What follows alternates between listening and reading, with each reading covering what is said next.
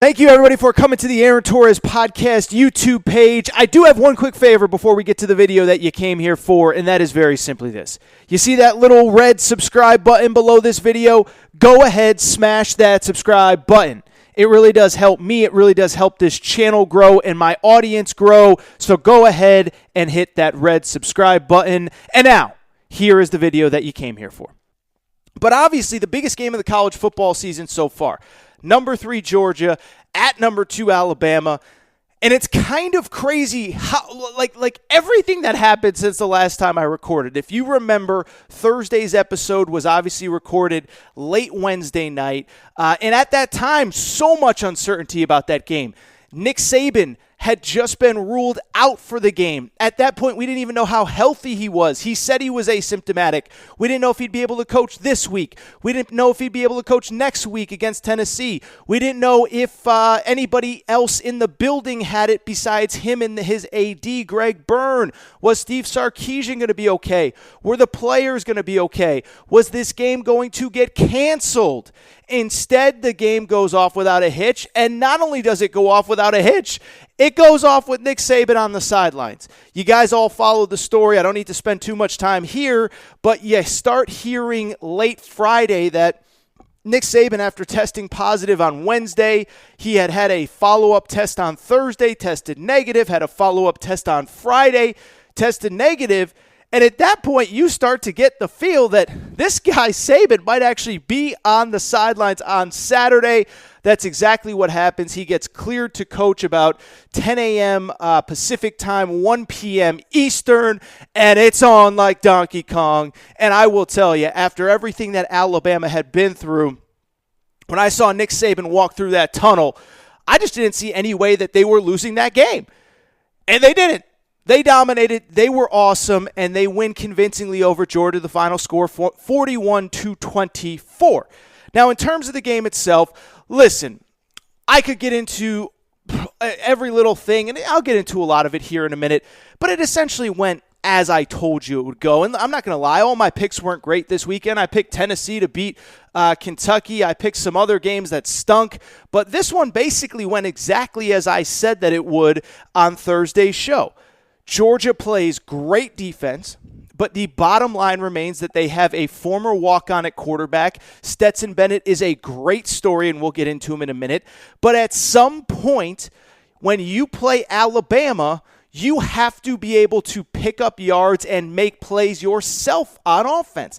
It doesn't matter how good your defense is because Alabama is so talented on offense. They have so many skill position guys that are playmakers and difference makers that when you look at what's going on at Alabama, the bottom line is if you can't score, if you can't put up points, if you can't make plays yourself, even if your defense is phenomenal, at some point, the dam is going to break. At some point, they're going to break one of these big plays, and that's exactly what happened in this game. So when I look at this game, first of all, shout out to Alabama. It was a battle of attrition, and Alabama came out of this one on the right side of things when it was all said and done. Final score, 41-24, as I said. Here's the catch, though. It was 24-20 at halftime. Alabama's defense actually stepped up, didn't give up a single point after intermission, and then the floodgates opened. They scored a bunch. They had a bunch of big plays, just like I said they would, and they end up winning going away. They shut out Georgia in the second half. They outscore them 21-0, and they win convincingly, and Nick Saban's triumphant return to Bryant-Denny Stadium. Now, as we look at this game beyond the final score, beyond what happened, a few big picture thoughts. First of all, I just want to say this before we get back into the semantics of the game. But one, Nick Saban, when he was talking about this game post-game, got very emotional, or about as emotional as Nick Saban can get, talking about how proud he was of the players for handling the adversity of this past week. And really quickly, before we go any further, I want to give a shout out to everybody across college football because I don't think we as fans understand everything that everyone in college football is going through at this exact moment. the players getting tested sometimes every single day, sometimes 3 times a week. You get tested. Well, you're test negative, but you were in the room with this guy and you got to go quarantine. You can't do the normal things that you do as a college student. On top of that, you got to go to class. You got to get your grades. You got to go to practice. You got to be responsible. The coaching staffs, day to day, they don't know who's available and who is not available. They don't know if they will be available. They don't know if a coordinator will be available and somebody else is going to have to call plays. And so as we talk about the college football season as a whole, I just want to take a moment, use Alabama as a launching point, and just give so much credit to everybody that is working so hard. It drives me insane that every time we get a negative or a positive test, every time a player has to sit out, a game gets postponed, the same 7 or 8 media members rush to social media. This is proof of this. This is proof of that. How about we celebrate all the teams that are doing it right? How about we appreciate how hard everybody is working to get games on the field for our entertainment? Because I think that we need to acknowledge, rather than worrying about the 1 or 2 games that's getting postponed every week, let's celebrate the 20 to 30 that are being played. Let's celebrate the 20 or 30 that are doing things the right way, 20 or 30 games featuring 50 or 60 teams that are doing things the right way.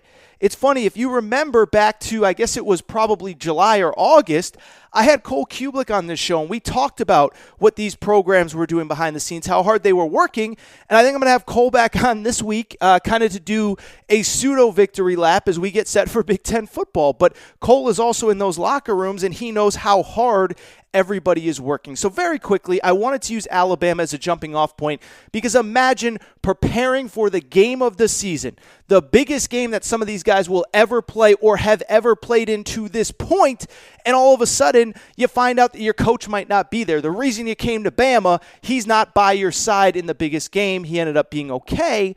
But I want to give credit to everybody, not just at Alabama, but at all these SEC schools that are doing it right. Kentucky, Tennessee, LSU, whoever, who are doing the things that need to be done, not just them, in the smaller conferences as well. But anyway, let's get back to the game because now I'm just rambling. But I thought that was important because I think we're at now about the 40% point of the season, and we need to acknowledge how hard everybody is working to stay on the field. So now that we've done that, let's get into the game itself. And when I look at the big picture of the Alabama-Georgia game, a couple things come to mind. First of all, can we stop with the Mac Jones slander in college football, okay? For so long, every time this kid comes up, it's, oh, he's a game manager. Oh, he's a backup. Oh, he's Tua's this. For people who follow college football religiously, Alabama signed a 5-star quarterback in last year's recruiting class, and there was kind of this belief that, well, Mac Jones is just a placeholder until this kid Bryce Young gets ready. Well, guess what? That ain't happening. Mac Jones is awesome. Think about the stats that Mac Jones has put up throughout this season, and more specifically, what he did on Saturday night against the best defense that he will probably face in his entire college career. 24 of 32, that's 75% completion, baby. 417 yards, 4 touchdowns. Guess what? Third straight 400-yard game as the Alabama starting quarterback dating back to the A&M game, then Ole Miss last week, and now Georgia not only puts up 417 points against 417 yards against Georgia, but he does it on a huge stage. He's super efficient. He plays really well, and he is the reason that Alabama won that game. I go back to last year, even the bowl game, he was awesome. Early in the season, he was awesome. Now, 400 yards in 3 straight games. Guess what? In all the games that Tua started at Alabama, and shout out to Tua who got his first NFL playing time on Sunday as the Dolphins routed the Jets, in Tua's entire Alabama career, he threw for 400 yards 3 times total. Mac Jones has done it 3 games in a row. Unbelievable credit to him. And it's also a testament, by the way, to that skill position talent that Alabama has, which is just unbelievable, okay?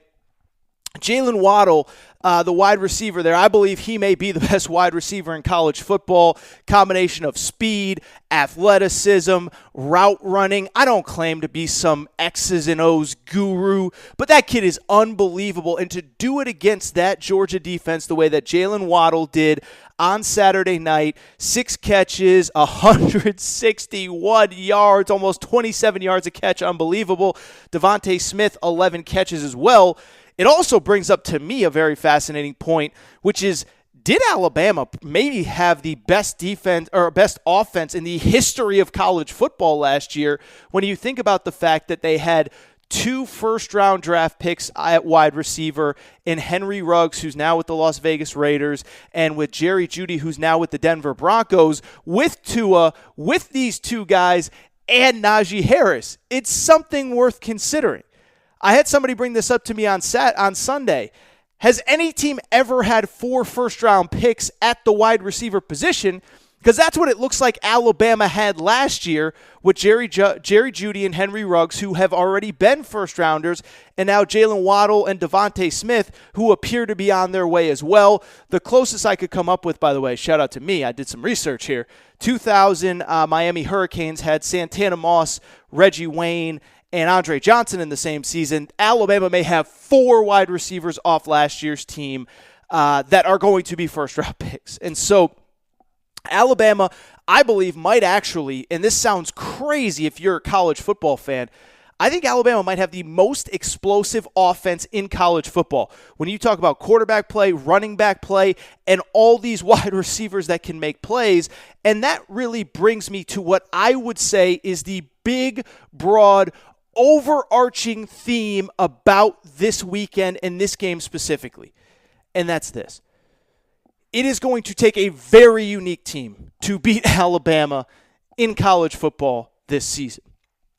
It is going to take a team that not only plays elite defense the way that Georgia does, but also has skill position talent and a quarterback that is dynamic that can go score for score with Alabama.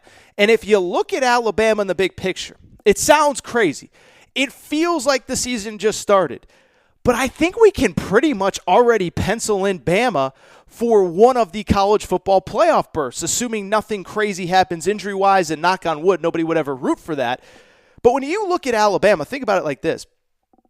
It's possible, it's likely probable that they have already played the 2 toughest games on their schedule, which were Texas A&M and Georgia. Because if you think about the rest of the SEC, everybody else got a stakes. LSU is terrible. Tennessee doesn't have a quarterback right now. Auburn is terrible. Now, I do think Arkansas plays really good defense, but can they keep up with that offense? I don't think so. I think Kentucky plays phenomenal defense, forcing 6 turnovers against Mississippi State the other day and then 5 or whatever it was against Tennessee. I don't think they have enough offense to keep up with Alabama, and Kentucky does get Alabama this year. And so I bring it up because I already think that Alabama has played the 2 toughest teams on their schedule, and regardless of who they get in the SEC championship game, I don't see how that team can stay with Alabama play for play, score for score. It's very likely we're going to get a rematch with Georgia, and we just saw what happened against Georgia. And even if it's Florida, I don't think Florida plays good enough defense to keep up with Alabama. And so when I think about things in the big picture, it sounds crazy. I don't want to rush forward all the way to the playoff in December after Christmas. There's a lot of good college football left to be played. I just don't know how many teams can beat Alabama. Because on the one hand, yeah, they're still going to face a couple teams with really dynamic offenses like Ole Miss, but those teams don't have the defense to keep up. And then, like I said, they might face a team with a really dynamic defense like Georgia, like Texas A&M, who they've already faced, but they're not going to have the offensive playmakers to keep up. And so when I look at Alabama, I don't want to boil down their season, but when I'm trying to figure out who can actually beat this team, there's only 2 teams that come to mind. One is Clemson. Don't know if you heard, Clemson's pretty freaking good, 73 points against Georgia Tech, but they obviously have a difference maker at quarterback that can absolutely go score for score with Alabama. And, of course, they're really, really good on defense as well, as they showed a few weeks ago against Miami. The other one, in theory, is Ohio State, but we haven't even seen Ohio State, and we don't even know if they're going to make the playoff because, as I've discussed on this show many times, if they only play, say, 6, 7, 8 games, they're scheduled to play 9, but we're seeing games get canceled left and right. If they only play 7 or 8, what is their resume going to be like for the playoff committee? So I'm not trying to rush through this season. I'm not trying to crown Alabama. To quote Denny Green, if you want to crown their ass, crown them. I'm not trying to crown them. But I'm just saying, when I look at that team, my biggest takeaway from Saturday night was just that I just don't know who is going to be the team that can keep up with them offensively and get enough defensive stops where they can potentially win a game. It's Clemson. It's maybe Ohio State. And I just don't.